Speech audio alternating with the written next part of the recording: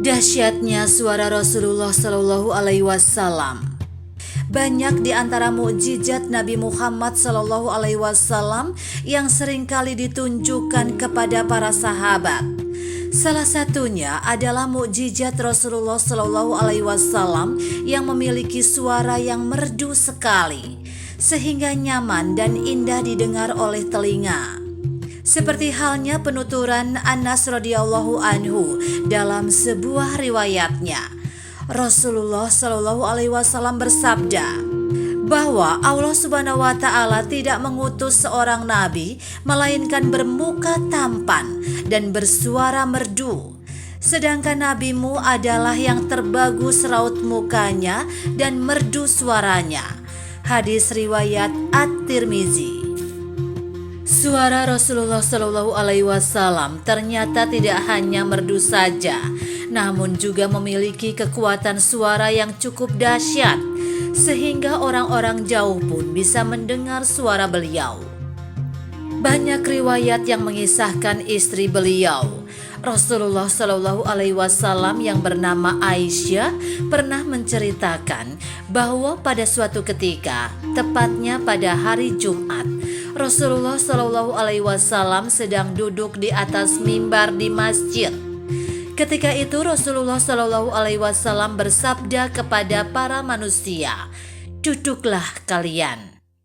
Sabda Rasulullah Shallallahu Alaihi Wasallam yang demikian itu ternyata tidak hanya didengar oleh orang-orang yang berada di masjid itu saja, akan tetapi didengar pula oleh Abdullah bin Rawaha yang pada saat itu sedang berada di wilayah Bani Graham.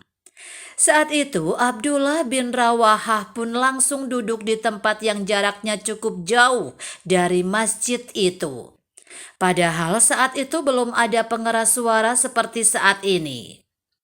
Dalam riwayat lainnya, Abdurrahman bin Mu'adz yang juga termasuk salah satu sahabat Rasulullah Shallallahu Alaihi Wasallam menceritakan bahwa suatu ketika Rasulullah Shallallahu Alaihi Wasallam sedang menceramahi para sahabat-sahabatnya di Mina. Rasulullah Shallallahu Alaihi Wasallam bersabda, "Bawalah kerikil untuk melempar." Demikian ucap Rasulullah Shallallahu Alaihi Wasallam ketika membimbing para sahabat untuk beribadah. Sementara itu, Abdurrahman sendiri ketika itu berada jauh dari Rasulullah Shallallahu Alaihi Wasallam. Namun dia bisa mendengar suara beliau ketika mengajari para sahabat tentang tata cara beribadah. Tidak hanya itu, pada suatu ketika, Bara bercerita bahwa Rasulullah Shallallahu Alaihi Wasallam pernah berceramah kepadanya dan para sahabat di sekelilingnya. Namun suara Rasulullah Shallallahu Alaihi Wasallam ketika itu ternyata mampu didengar oleh para muslimah yang berada dalam kamar pingitan mereka. Suara dapat didengar dari jarak cukup jauh. Pengalaman lainnya juga diungkapkan oleh Ummu Hani. Dia menuturkan bahwa pada suatu malam ketika dirinya sedang membaringkan punggung di rumahnya, suasana ketika itu cukup sepi. Namun tiba-tiba dia mendengar suara Rasulullah Shallallahu Alaihi Wasallam.